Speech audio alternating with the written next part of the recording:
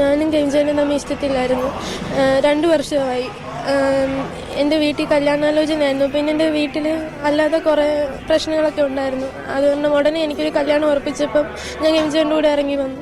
അത് ഞാൻ വീട്ടിൽ വിളിച്ച് പറഞ്ഞു. അപ്പോൾ അവർ മിസ്സിംഗ് കേസായിട്ട് ഇവിടെ പോലീസിൽ കംപ്ലയിൻറ്റ് കൊടുത്തു.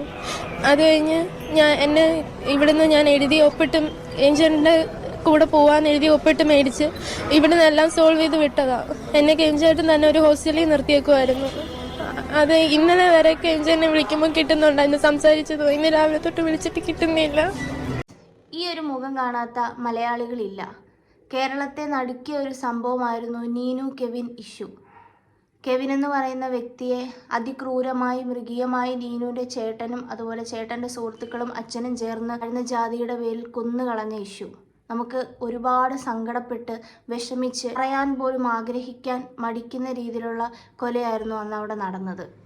ഇപ്പോൾ ഞാൻ ഈ ഒരു ഇഷ്യൂ എടുത്തിടാൻ കാരണമെന്ന് വെച്ചാൽ കുറച്ച് മണിക്കൂറുകൾക്ക് മുന്നേ ഒരു വാർത്ത, ഇപ്പോൾ കുറച്ച് സോഷ്യൽ മീഡിയയിൽ ഈ ഒരു വാർത്തയാണ് കറങ്ങി നടക്കുന്നത്. ഇതുപോലെ നീനു വിവാഹിതയായി എന്നുള്ളത്.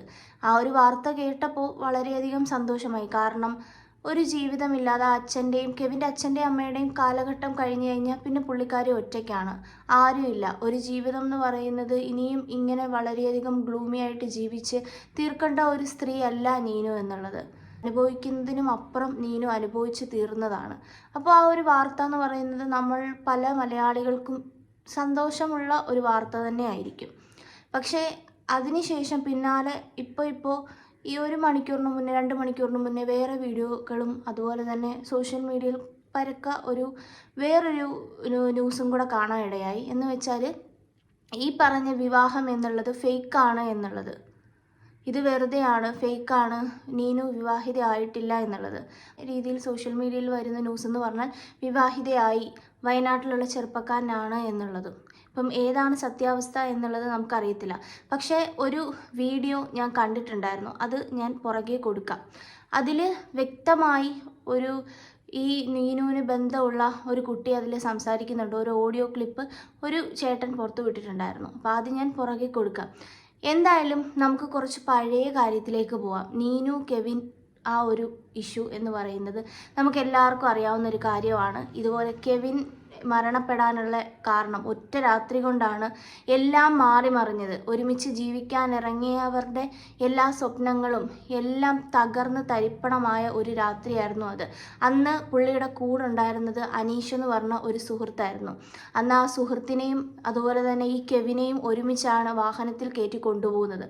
വാഹനത്തിൽ കയറ്റി കൊണ്ടുപോയി പിന്നീട് കാണുന്നത് പുഴയിലെറിയുമായിരുന്നു കെവിനെ. അനീഷ് റിക്കവറായി വന്നതിന് ശേഷം പറയുന്ന കുറച്ച് വാക്കുകളുണ്ട്, അത് നമുക്ക് കേൾക്കാം. പുറത്തേക്ക് കൊണ്ടുവന്ന് മൂക്കും കണ്ണും കൊട്ടി ഒരു അടി അന്നേരം കിട്ടി. അടിക്ക് ഞാൻ ബ്ലഡ് വന്ന് ഇരുന്നു പോയി. ആ സമയത്ത് അവരെന്നെ എടുത്ത് നേരെ വഴി കൊണ്ടുവന്നിട്ട് വഴിയിൽ നിന്ന് വലിച്ച് വണ്ടിയിലോട്ട് കൊണ്ട് കയറ്റുമായിരുന്നു. വണ്ടിയെ കയറിയ സമയം മുതൽ ഇന്നോവയുടെ ബാക്ക് സീറ്റിലായിരുന്നു. ബാക്ക് സീറ്റിലെ ഒരു സൈഡിലായിട്ട് പുറകിൽ സീറ്റിൽ ആ സൈഡിലായിട്ട് എടുത്തിട്ട് ഇവിടെ തുടങ്ങിയ സമയം വണ്ടി സ്റ്റാർട്ട് ചെയ്ത് പോകുന്ന സമയം ഫുള്ളായിട്ട് ഇടിച്ചോണ്ടിരിക്കുകയാണ്. ബക്കറ്റ് സീറ്റ് വണ്ടിയാണ്.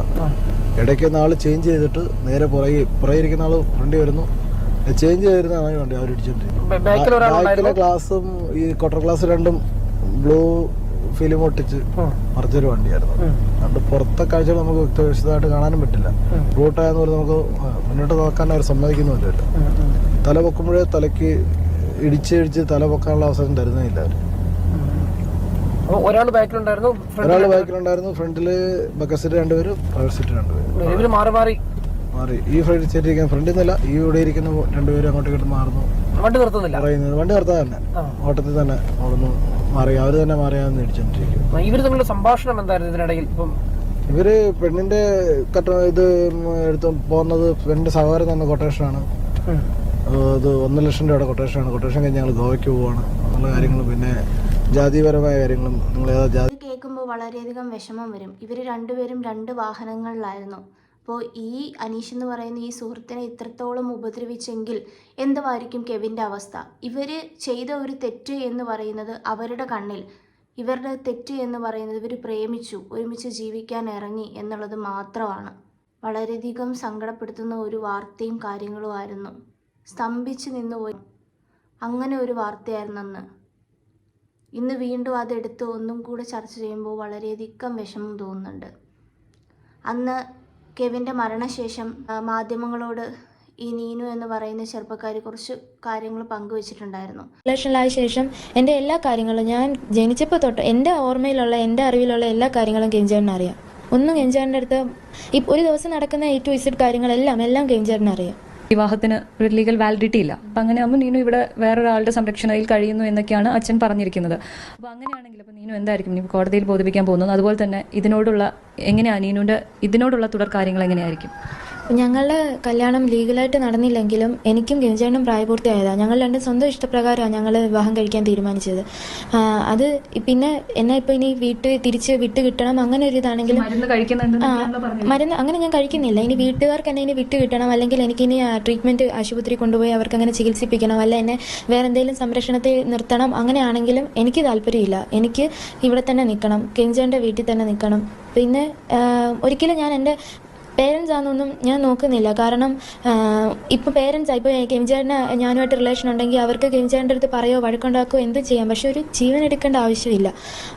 അപ്പോൾ എനിക്ക് ഒരിക്കലും എനിക്ക് എൻ്റെ പേരൻസിൻ്റെ കൂടെ പോകാനോ മറ്റ് സംരക്ഷണത്തിൽ വളരാനോ എനിക്ക് താല്പര്യമില്ല. എനിക്ക് ഇവിടെ തന്നെ മുന്നോട്ട് പഠിത്തം കംപ്ലീറ്റ് ചെയ്യണം. പിന്നെ ജിയോളജി ആണല്ലോ നിങ്ങളുടെ സബ്ജക്ട്. കെവിൻ്റെ മരണശേഷം ഒരിക്കലും തൻ്റെ വീട്ടിലോട്ട് മടങ്ങിപ്പോകില്ല എന്ന് പറയുന്ന നീനുവിനെയാണ് നമ്മൾ അന്ന് കണ്ടത്. നീനു അത് തന്നെയാണ് ഈ മാധ്യമങ്ങളോട് പറഞ്ഞത്. ഒരിക്കലും ഇനി നീനുവിൻ്റെ വീട്ടിലേക്ക് പോകില്ല. കാരണം അതുപോലെ ഒരുപാട് രീതിയിൽ മാനസികമായും ശാരീരികമായും പുള്ളിക്കാരി ബുദ്ധിമുട്ട് അനുഭവിച്ചിട്ടുണ്ടായിരുന്നു.